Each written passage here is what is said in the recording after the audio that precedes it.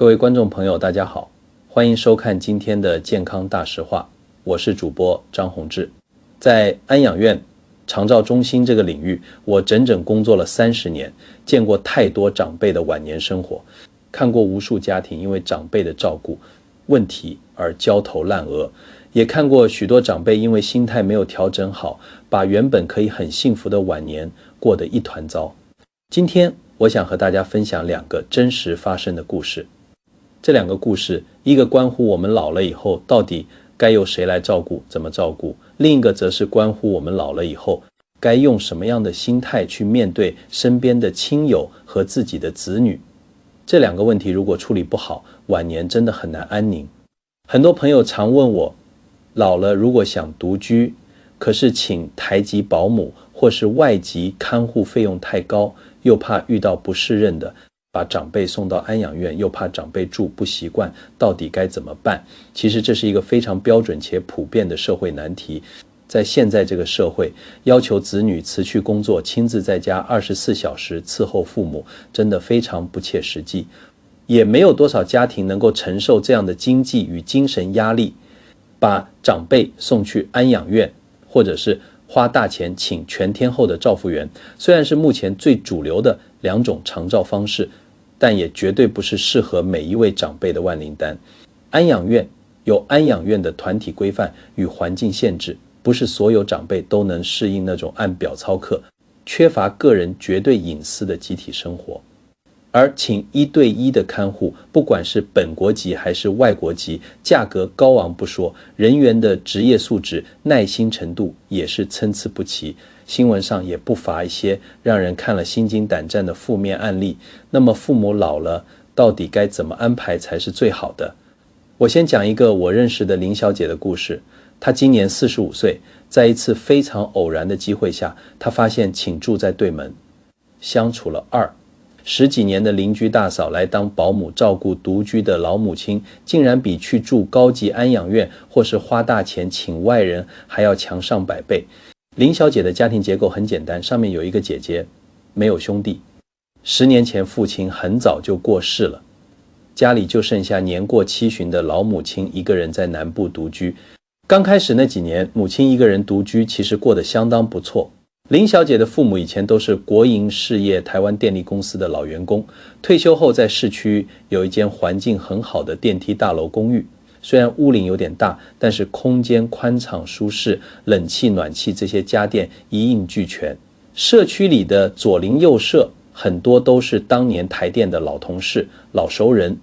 这房子的地理位置也极佳，方圆2公里之内有大型教学医院、都会公园、全联超市、长青学院，还有长辈们爱去的活动中心。母亲本身也有非常稳定的劳保年金和退休俸，一个月加起来有3万多块新台币。在南部的县市，这样的生活费可以说是相当宽裕，甚至每个月都能存下不少钱。所以一开始林小姐和姐姐其实没有太操心母亲的生活。母亲每天去公园散步，跟老同事喝茶聊天，日子过得无忧无虑。可是就在5年前，母亲迈入75岁大关之后，身体状况就出现了明显的断崖式下滑。一些常见的老年慢性病开始齐刷刷的找上门，高血压、高血糖，最折磨人的是左脚膝盖严重的退化性关节炎。这导致他有时候关节痛发作起来，连走到巷口买个便当都步履维艰。老人家往往有一种不愿给子女添麻烦的倔强，每次不舒服的时候，母亲都不愿意打电话给在台北和台中工作的2个女儿，总是自己忍着，或者自己跑去诊所打止痛针、吃止痛药。这些身体上的病痛还不是最让林小姐担忧的，最可怕的是母亲开始出现了早期失智症的征兆。她的记忆力大幅度衰退，常常出门忘了带钥匙，或者去市场买菜付了钱却忘了把菜拿回来。最惊险的几次是母亲在厨房用瓦斯炉炖汤，火开着人却跑到客厅看电视，就这样把锅子烧干了。虽然那几次运气好，只是烧坏了几个锅具，没有酿成火灾，但这已经让林小姐和姐姐吓出一身冷汗。经过这几次事件，2姐妹深知不能再让母亲一个人这样危险的生活下去了。4年前，他们下定决心，在台北找了一家收费不低、离姐妹俩住处都不算太远的安养中心，把母亲接上来住。一开始，母亲为了不让女儿们为难，并没有表现出太大的抗拒。而且这家安养中心设备很新，林小姐以为母亲很快就能适应，可是住进去还不到半个月，当两姐妹趁着周末去探望母亲时，却惊讶地发现母亲整个人瘦了一大圈，脸色也非常暗淡，完全失去了以前在南部老家那种精神奕奕的神采。母亲看到他们走进交易厅，就像抓到了救命稻草一样，眼眶里满是泪水。林小姐起初以为母亲只是单纯的想家，或者是短暂的适应不良。为了弄清楚状况，林小姐特地请了1天假，从早到晚在安养院里陪着母亲过了一整天。那一天观察下来，林小姐终于明白问题出在哪里。对许多失能严重的长辈来说，安养院是专业的照护场所，但对于像林小姐母亲这样，虽然记忆力衰退，关节不好，但本质上还能自由走动，喜欢热闹，喜欢唱歌、聊天、打牌的长辈来说，那里的环境太过沉闷了。周围的长辈大多需要坐轮椅或是卧床，能和母亲正常交流，聊得来的人几乎没有。母亲每天的生活就是被规定好几点吃饭、几点洗澡、几点睡觉，其余时间就是坐在交易厅的沙发上发呆。母亲私下也一直跟林小姐抱怨，说这里1个月要花快5万块新台币，结果跟自己在家里生活也没什么两样，每天吃喝拉撒睡，还要被限制时间。与其花这么多冤枉钱，她宁愿回南部的老家自己过。身为一个在长照界待了30年的老兵，我非常能理解林小姐母亲的感受。对于轻度失智或是只有轻微身体退化的长辈，剥夺他们原本熟悉的生活环境和社交圈，往往会加速他们身心机能的衰退。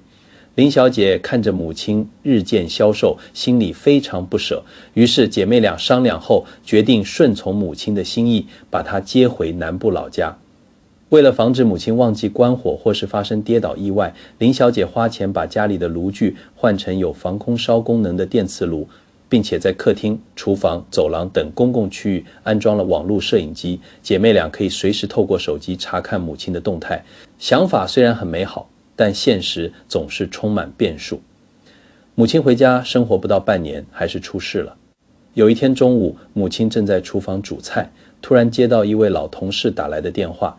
母亲一边讲电话一边走回房间，聊着聊着就聊了半个多小时，完全把厨房里还在煮东西这件事抛到九霄云外。结果厨房开始冒出浓浓的黑烟。当时林小姐和姐姐都在公司忙着开会，根本没有时间去看手机的监控画面。幸好是对门的邻居闻到焦味，察觉不对劲，立刻打电话报警并通知消防队。直到消防队员破门而入，把火势扑灭，在房间里关着门讲电话的母亲才浑然不觉地被带出来。当林小姐接到邻居电话时，心脏差点跳停。如果邻居没有及时发现，如果浓烟窜进房间，那后果真的不堪设想。经历了这次生死交关的事故，两姐妹彻底明白，单靠摄影机是无法保障独居失智长辈安全的，身边必须要有一个活生生的人随时看着才行。他们原本想把母亲接到自己家里轮流照顾，但盘算了一下各自的家庭状况，发现根本不可行。姐姐家里有3个还在就学的孩子，空间本来就很拥挤，而林小姐自己这边公公的身体也出了状况，丈夫已经因为照顾公公焦头烂额，如果再把患有轻度失智的母亲接过来，整个家庭的运作肯定会崩溃。于是他们唯一的选择就是在南部老家请一位全职的住家保姆或是台籍照护员。不问不知道，一问才发现现在的照护市场行情有多么惊人。如果只是请白天8小时的陪伴员，1个月至少要4万多块。如果是请24小时全天候的台籍住家看护，1个月基本起薪就是6万到7万块新台币，这还不包含每个月大约1万多块的买菜伙食费。虽然开销极大，但为了母亲的生命安全，姐妹俩还是咬紧牙关，扣掉母亲自己的退休金后，两人每个月再各拿出1万5千块，透过中介找了一位住家保姆。林小姐原本以为有了专业保姆加上家里的摄影机，这下总算可以高枕无忧了。然而挑战才刚刚开始。现在的长照人力市场极度缺工，有些保姆的心态也比较高傲。不到1年的时间里，林小姐的母亲就换了3个保姆。第一位保姆极度反感家里的摄影机，认为这严重侵犯了她的工作隐私，做了不到1个月就辞职了。第二位保姆做满1个月后，就以照顾失智长辈太过劳累为由，要求每个月加薪5000块。林小姐觉得对方坐地起价，没有答应，对方也就拍拍屁股走人。第3位保姆脾气不错，做得很稳定，但半年后被别的家庭以更高的薪水挖角，也离开了。就在第3位保姆离开后，林小姐和姐姐面临了长达1个多月的空窗期，中介那边一直找不到合适的人选。偏偏这个时候，母亲的关节炎又严重发作，几乎无法自己下床走到厕所，急需有人贴身护理。姐妹俩的特休假都请光了，工作又面临年底的考核，真的分身乏术，急得像热锅上的蚂蚁。就在这个走投无路的时刻，住在对门和母亲做了20几年老邻居的陈大姐主动敲了门。陈大姐表示，在找到新保姆之前，她可以先帮忙照看林小姐的母亲，让姐妹俩安心回北部上班。陈大姐的出现对林小姐一家来说简直是久旱逢甘霖。陈大姐和林小姐的母亲相处极好，过去这20几年来，两家人的关系就像亲戚一样密切，甚至比在外地工作的女儿还要亲。陈大姐家里炖了什么好汤，买了什么好水果，都会端一碗过来给林小姐的母亲。而以前林小姐家里有什么需要帮忙的，陈大姐一家也是义不容辞。在陈大姐帮忙照顾的那段过渡期，林小姐透过摄影机看到母亲过得非常自在开心。中午陈大姐会扶着母亲去对门自己家里一起吃饭，晚上陈大姐干脆拿了一床棉被过来林小姐家陪母亲睡觉。母亲对陈大姐的依赖和喜爱溢于言表。后来中介好不容易安排了几位新保姆来面试，母亲看都不看一眼，直接跟林小姐抱怨说，这些人看起来都没有陈大姐好，半个月内拒绝了4个面试者。林小姐为此还跟母亲发了脾气，觉得母亲太过挑剔。两姐妹为了找人已经心力交瘁，母亲却还在那里挑3拣4。但冷静下来后，林小姐心里满是愧疚，觉得母亲现在只剩下他们2个亲人，自己实在不该用这种不耐烦的态度对待生病的母亲。就在林小姐为了找保姆的事情烦恼到夜不能寐时，住在楼下一位看着林小姐长大的退休老奶奶给了她一个极具启发性的建议。老奶奶说，既然母亲这么排斥外人，陈大姐又把母亲照顾得这么好，为什么不干脆付薪水请陈大姐来当专职保姆呢？一语惊醒梦中人，林小姐仔细评估了这个想法，发现这简直是个完美的解方。陈大姐比林小姐大7岁，今年50出头，知根知底，人品绝对信得过。而且陈大姐家里的经济条件确实也需要一份额外的收入。陈大姐以前是环卫单位的约聘人员，现在退下来1个月只有微薄的1万多块补贴。她先生以前在工厂被资遣，现在在隔壁社区当夜班保全，1个月也才不到3万块。他们夫妻俩唯一的儿子在新竹的科学园区上班，已经成家立业，背着沉重的房贷，很少回南部，也很少拿孝亲费回家。于是林小姐找了个周末，专程买了礼盒去陈大姐家拜访，郑重地提出了这个请求。她提议每个月支付陈大姐3万块新台币的薪水，请她全职照顾母亲的生活起居。陈大姐一听，又惊又喜，连忙答应下来。陈大姐说，大家都是这么多年的老邻居，给个2万5，意思意思就好，反正就是住2对门，照顾邻家老太太的同时，她也还能兼顾到自己家里煮饭打扫的事情，这份工作对她来说简直是天上掉下来的礼物。林小姐坚持每个月给3万块，双方一拍即合。为了让陈大姐兼顾家庭照顾模式做了一些弹性的调整，白天的时候，陈大姐会带着林小姐的母亲去公园散步，去超市买菜，有时候社区的老朋友在榕树下打四色牌，陈大姐也会扶着母亲去凑热闹。中午和晚上，陈大姐会多煮一点菜，把林小姐的母亲接到自己家里，和保全先生3个人一起热热闹闹的同桌吃饭。到了晚上睡觉时间，陈大姐就会过来林小姐家和母亲睡在同一个房间，以防母亲半夜起床上厕所跌倒。自从陈大姐正式接手后，林小姐感觉母亲的晚年生活焕发了第二春。每次2姐妹回南部探望，母亲总是把陈大姐挂在嘴边，夸陈大姐煮的汤好喝，夸陈大姐有耐心，甚至还会主动交代女儿们从台北带些有名的糕点或保健食品回来送给陈大姐。而陈大姐也是真心实意的把林小姐的母亲当作自己的长辈在疼爱，从来不会因为母亲失智时的胡言乱语而生气，也包容母亲偶尔发作的老人脾气。到现在为止，陈大姐照顾林小姐的母亲已经整整1年半了。这1年半里，母亲再也没有发生过任何危险意外，体重也慢慢恢复了，脸上总是挂着笑容。林小姐和姐姐终于卸下了心中最沉重的石头，再也不用像过去那样3天2头请假往南部跑。这个故事给了我们一个很好的启发，当我们无法亲自陪伴父母，又担心外人不牢靠时，在自己居住的社区里寻找熟悉的邻居或朋友，建立一种社区互助的雇佣关系，往往会比冷冰冰的商业机构或是完全陌生的看护来得更有温度，也更让人放心。说完了照顾的安排，接下来我要谈一个更深层面的问题，那就是长辈的心理状态。很多人以为只要把老人的吃穿用度安排好，生病有人看医生，晚年就会幸福了，其实大错特错。在我们安养院里，我见过很多不愁吃穿的长辈，整天愁眉苦脸，甚至和子女的关系搞到水火不容。为什么？因为他们管不住自己的嘴，也放不下自己的虚荣心。西方有位大文豪海明威曾经说过一句话，我们花2年的时间学会说话，却要花1辈子去学会闭嘴。这句话用在老年人的为人处事上，再贴切不过了。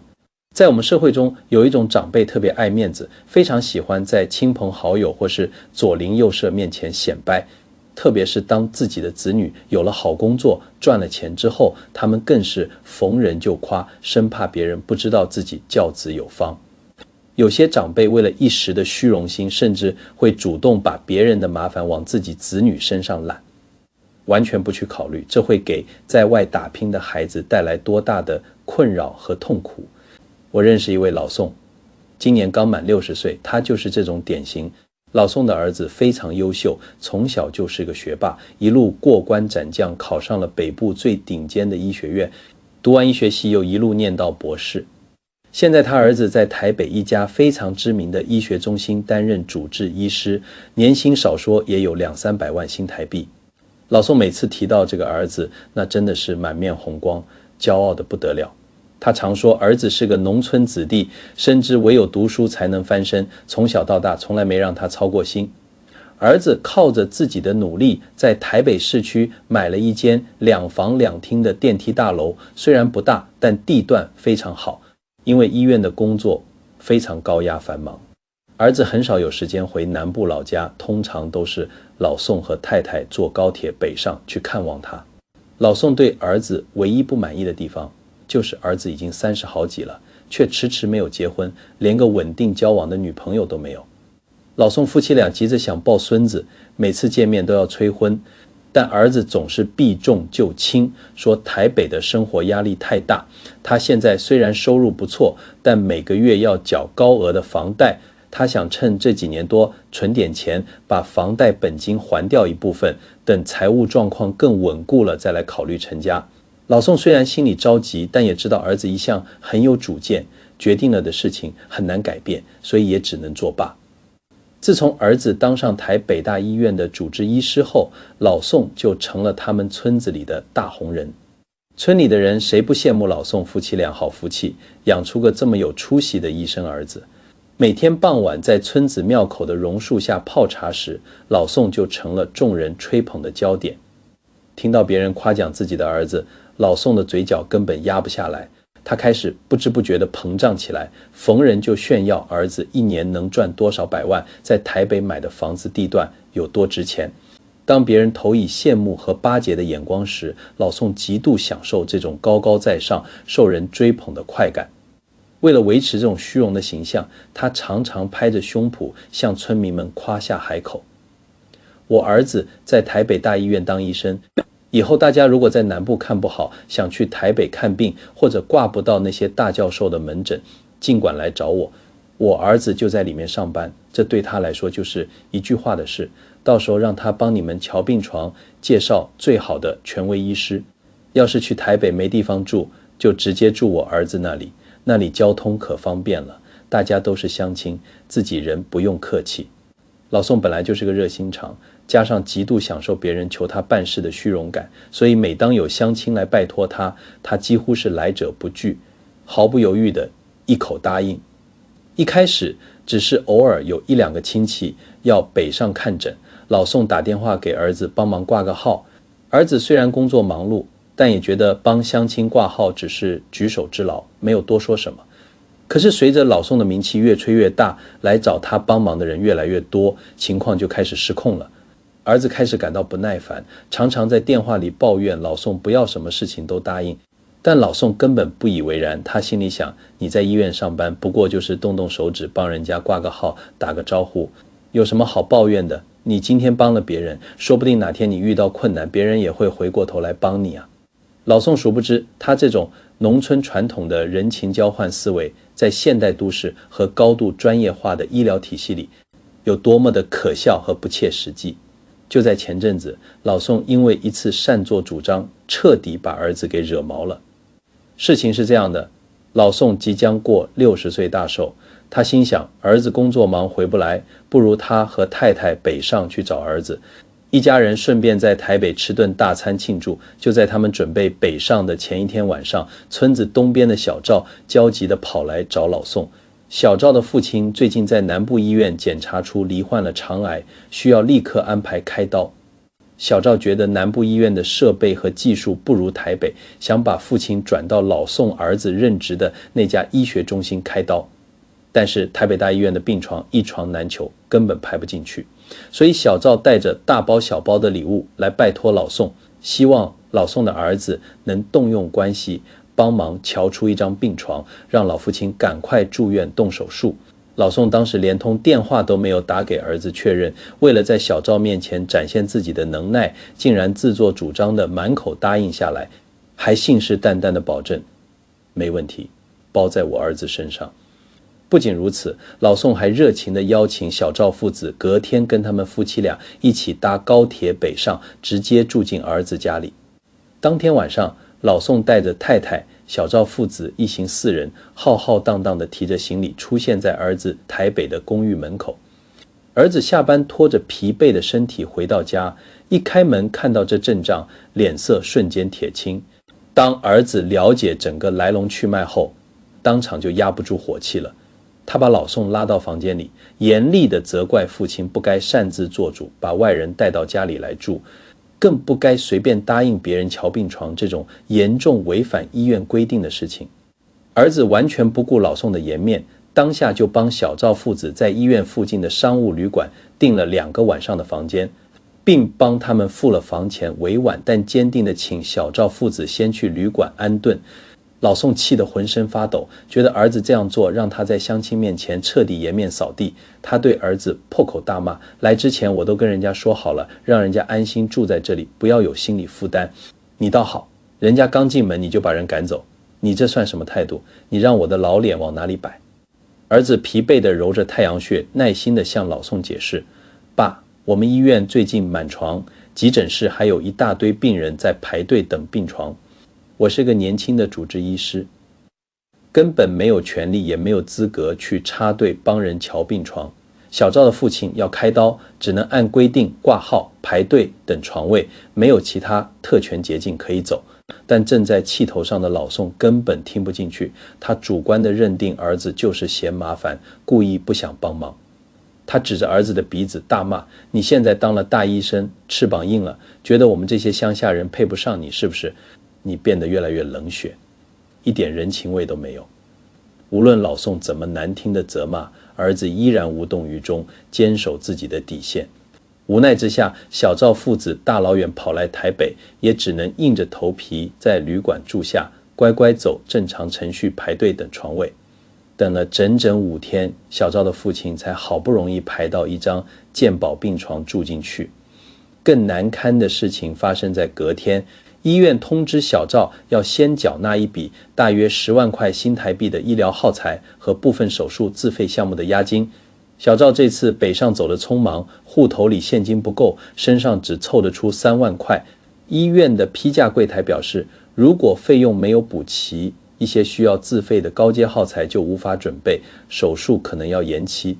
小赵急得像热锅上的蚂蚁，立刻打电话给老宋，想透过老宋向他儿子借7万块钱应急。老宋爱面子的老毛病又犯了，他连想都没想就替儿子一口答应下来，心想这可是救命钱，我儿子赚那么多，总不可能见死不救吧。可是当老宋理直气壮地跑去跟儿子要钱时，儿子竟然一口回绝，冷冷地说了3个字：我没钱。老宋气炸了，又是一顿劈头盖脸的痛骂，指责儿子冷血无情。但儿子这次态度极其强硬，就是不肯掏钱。小赵得知老宋的儿子不肯借钱后，气愤地打电话给老宋，酸言酸语。不想帮忙就早说，来之前拍胸脯保证，现在到了台北这也不行那也不借，你们父子俩是联合起来耍我们玩呢？听着小赵的冷嘲热讽，老宋羞愧得恨不得找个地洞钻进去，这下子他算是彻底把小赵一家给得罪光了。老宋把所有的错都怪在儿子头上，决定隔天一早就买高铁票回南部。这个60大寿他是不打算过了，就在老宋打算拂袖而去的隔天，刚好是儿子的轮休日。儿子似乎为了缓和气氛，决定提前帮老宋庆祝60岁生日。老宋心里暗自得意，以为儿子终于知道错了，准备向他低头认错。但接下来发生的事情却让老宋彻底傻眼。儿子去市场买了一只烤鸡，切了一盘卤味，炒了几样家常菜，还买了一个小蛋糕。一家人中午吃完饭后，桌上还剩下不少菜。儿子突然拿起老宋的手机，对着桌上的剩菜剩饭拍了几张照片。接着儿子竟然用老宋的 LINE 和脸书账号把这些剩菜的照片发布出去，还配上一段文字：在台北儿子家吃剩饭的第一顿。到了晚餐，儿子把中午的剩菜热了热端上桌，吃完后又拿老宋的手机拍了照，发文写道：在儿子家吃剩饭的第2顿。隔天中午，儿子如法炮制发了第3顿。老宋完全搞不懂儿子葫芦里卖什么药，气得大骂：你发这些穷酸照片干什么？你嫌我丢脸丢得还不够吗？你让我回去怎么面对那些亲戚朋友？儿子不慌不忙地把老宋的手机拿过来，翻开通讯录，找到那些以前老宋曾经拜托儿子帮过忙的乡亲长辈的号码，当着老宋的面打开扩音，一个一个拨过去。电话一接通，儿子就用非常诚恳焦急的语气说：叔叔您好，我是老宋的儿子。